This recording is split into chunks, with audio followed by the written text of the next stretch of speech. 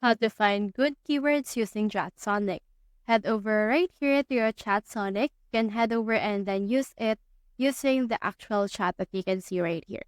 Click on Chatsonic, and then from in there, this below the chat you have. So you can actually find good keywords by just telling them it. So for example, let's say something like find good keywords about hair care products. So let's say something like that.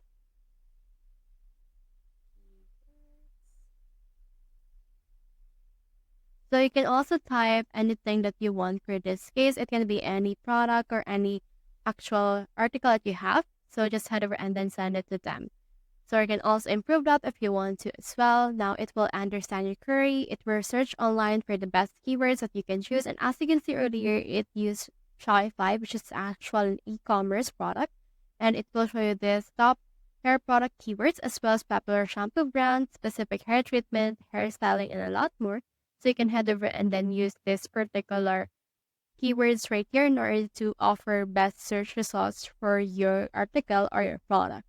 So that's how you find good keywords using Chatsonic. Hope we help.